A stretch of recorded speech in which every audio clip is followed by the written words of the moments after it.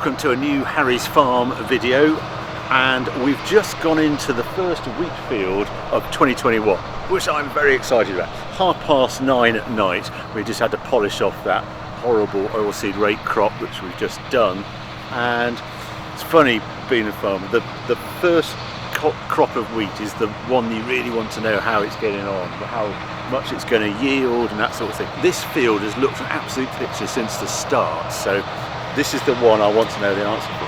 Now he actually has to go into this field going across the road. You see the mess here? Because the combine, we put the header on here, he has to cross a road, and under there is a bit of tarmac somewhere, so I might have to come and clear that up in the morning.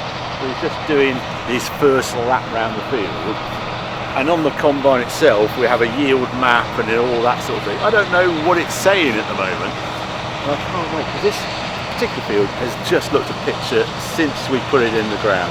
Had that Tyrrhus seed dressing, it's a first wheat. We had linseed out here last year, and this is the first wheat. So this is a high yielding field. It's not particularly high yielding field in the past, but it's good soil, etc. And that's why I'm so interested to know how much it's done. Once he's done a lap or two and I know the yield, I can calm down and I can go to bed happy because I know the answer. And that's sort of what keeps you farming, because you've no idea until you stick the combine in and the yield comes up and say, yes, oh dear, where's the yield gone? So anyway, we know the answer to. What I'm waiting for is some flashing lights to start lighting on the combine and say he's full up. But he's going quite slowly, which I think is a good sign, because if you've got a heavy crop you have to go slower just because of the bolt going into it.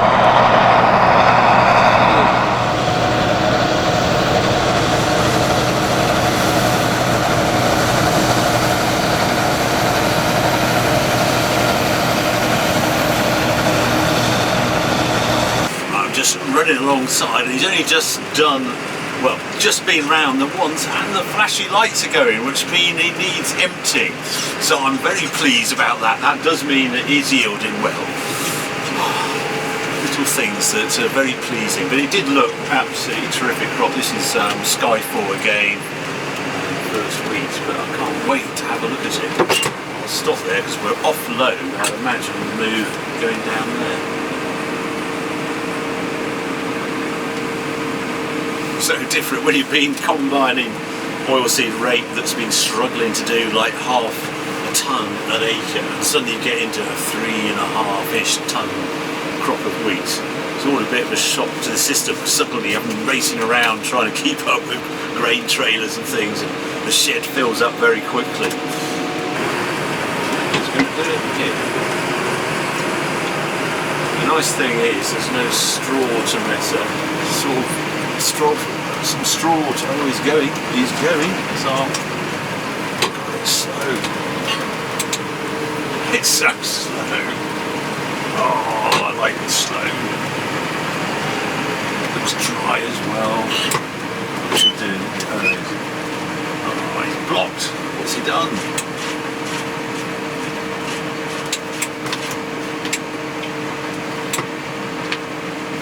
Oh dear, what's happened?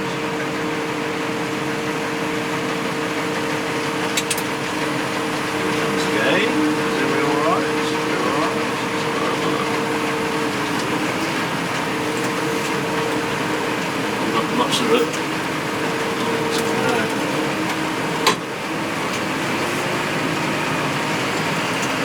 Well,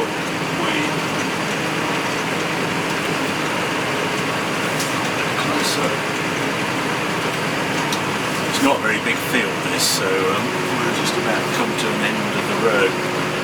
I'm in a tree. If I turn around, I've run out of field, as you can see. Yeah. So I've hit the hedge, so I can't go any further forward, but I'll just loop round here in a minute. There it is, it's empty.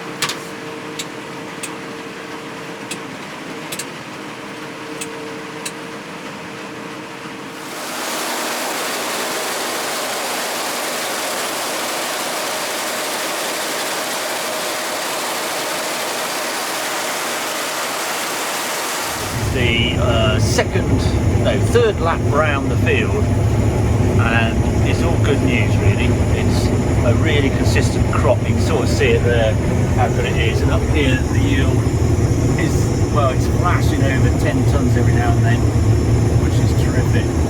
So yeah, 10.5, 10.3. Yeah, the average yield is 8.12, and filling up the tank very quickly. But unfortunately we have if I just zoom in, sorry about this Charlie, yeah, I know you're trying to drive the combine. Yeah, we have a battery symbol come up and volts of 10.8, and it was a known problem. We noticed it yesterday. We thought it was the knives when we were in those side knives. Actually wearing the battery out. The alternator's obviously a bit on the last legs, and then it fully went last night. We had to actually stop combining. So we have a new alternator coming in the morning, £460. So I had it on trickle charge overnight. I've got a C-Tech charger, a special one for doing tractors and things. So it's doing that. And we thought we got away with it. This afternoon when we kicked off, actually the battery light stopped, but you put the lights on and it all overloads the system. We've got a tram line in now, so I imagine the yield's right down. You can sort of see, there you are, there's the effect of the tram line. So then we're running around the 10s now, well, 8.5, 8.3, so I'm looking at that top corner. 8.4, good moisture though, 4.4.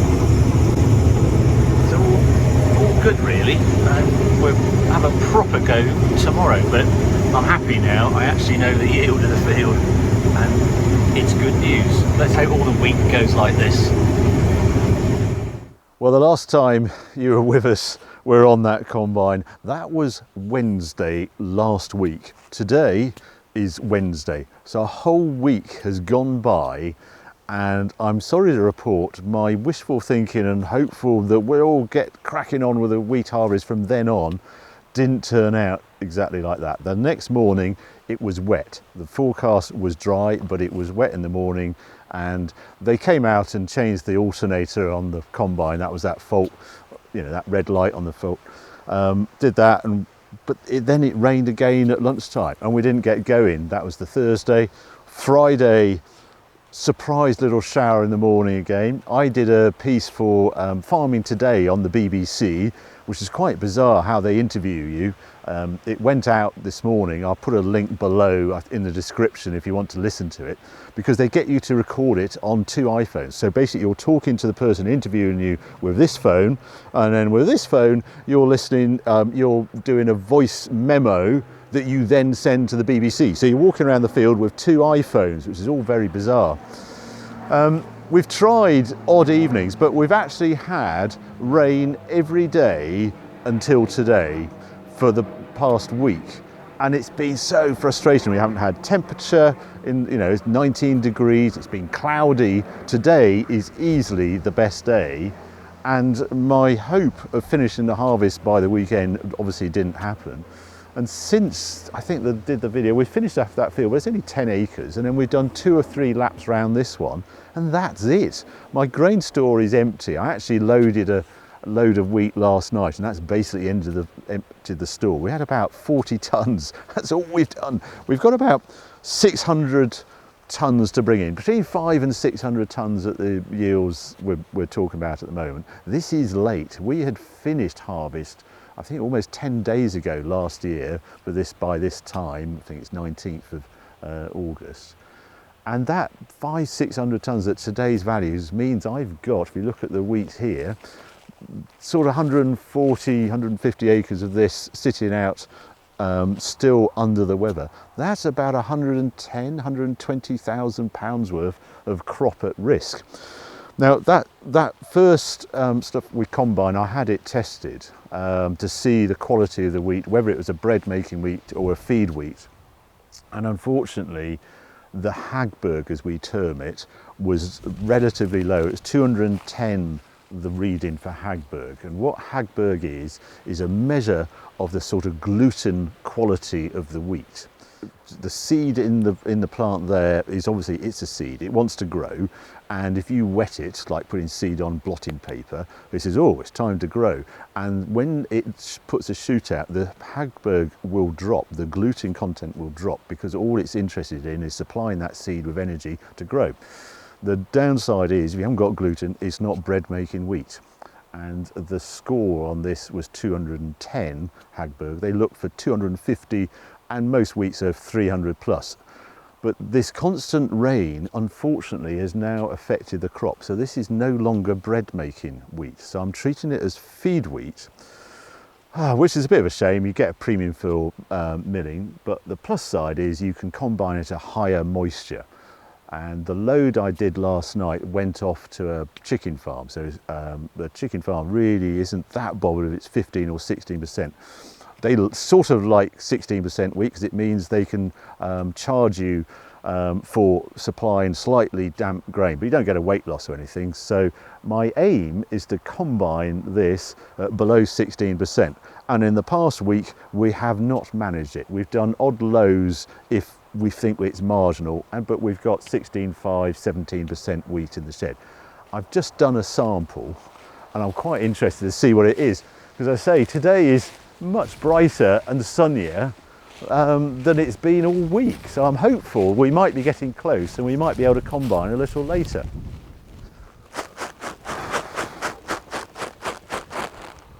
There we are, a sort of sample. Combine does a much better job than me. So what I'm looking for is, well, below 16 is what I'm after. Well, look at that, 15.5. And that's at 12:15. That is the lowest reading for a week. So that will mean that we're combining this afternoon, finally, and we can crack on. As I say, we only need 3 days to finish. We had another little disaster. I'm just looking down here. Yes, the combine, after we mended the alternator, we then just did a lap of this field to see how it got on, and it threw a belt. And this is off the straw chopper. It's what these discs do as well at the back of the combine. They sort of spin all the chopped straw out.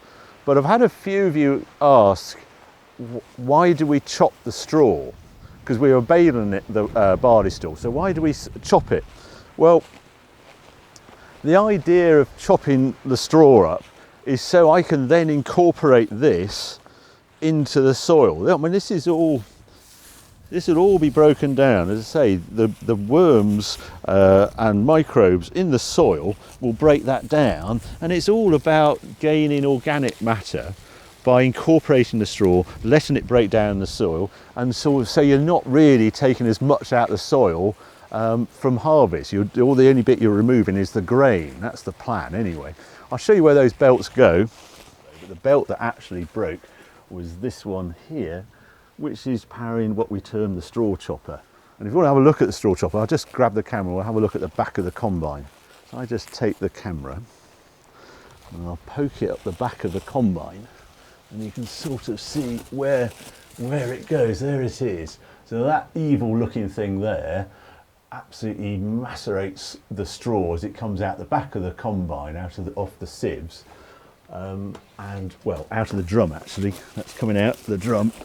That's how you end up with this. So yes, we do bale the straw. We bale the straw on the barley because we wanted to put that oilseed rape in, and I wanted to clear the field as quickly as possible and get it to come up. But on here, this is going back into the wheat, and I've actually been cultivating elsewhere on the farm, and you'll sort of see the effect of, if I just give it a quick cultivation, and how the straw sort of disappears. It's quite remarkable how it goes into the soil. The other thing I just wanted to note, with all this weather, you can tell a crop that's sort of got rained on a lot, because it has this darker appearance. As you can see here, it's not as bright as you would like to see it. The barley was super bright because it hadn't been rained on, had a golden colour. The wheat, you would love to have a golden colour, but it's just starting to grow off. It's just a sort of mildewy. It's really ready to combine. You can see this, I don't know if you can see that, the spores on there, that's just from all the rain. It's really unfortunate. It just gives it a sort of grey appearance in the field. Right, but some things have like this rain, so let's go and have a look at those now. Well, this is the field where the oilseed rape was, and I've been out here with a carrier cultivator. And what I'm trying to do here is just have a little initial mix of the soil and all that straw. So the straw here was all chopped by the combine and sort of macerated, and I've gone through with this, and this has cutting discs at the front of it here. Well, that one, and then this trailing disc, and that just stirs the soil up, and it helps to further chop the straw up as well. It just has enough weight on it to do that. And then this roller at the back just packs it all down again. This is a light cultivator. I buzz around, you can see actually what it looked like. Yeah, there's a miss. There shouldn't be a miss here because of all the satellite navigation on it, satellite guidance on it, but there is a miss.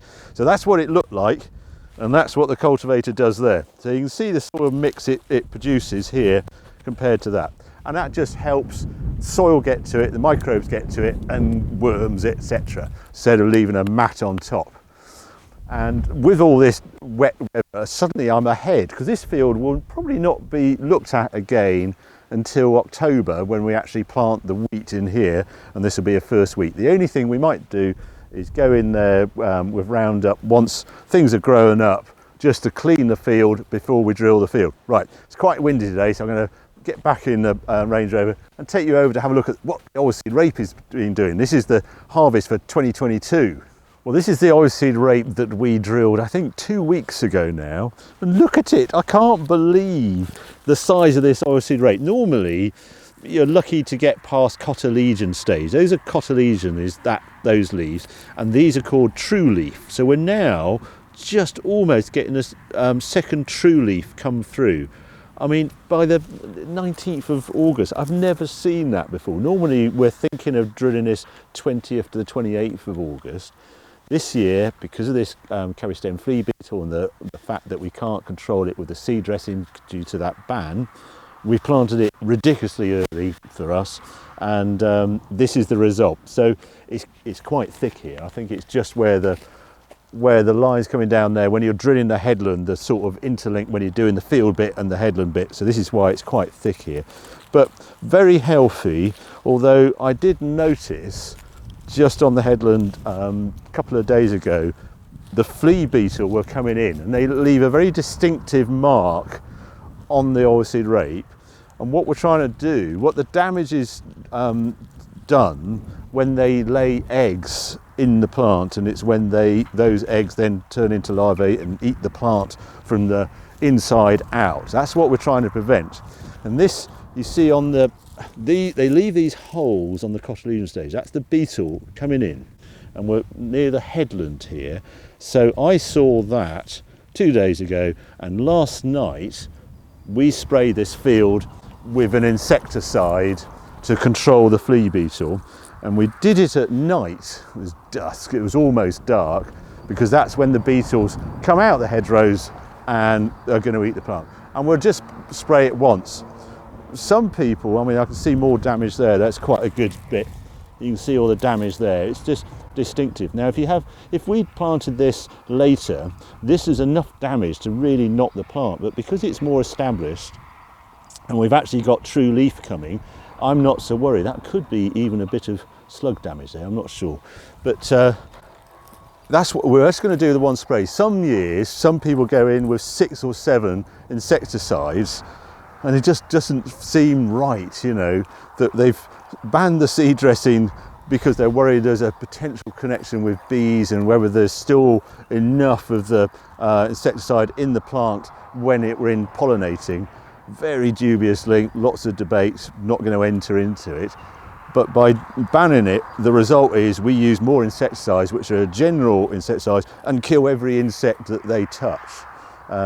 But there we go, that's how we've used it this year, and this does seem to be really growing up. So fingers crossed we will have a decent oilseed rape crop next year. I'm just looking there, there's a red kite. They are enormous birds.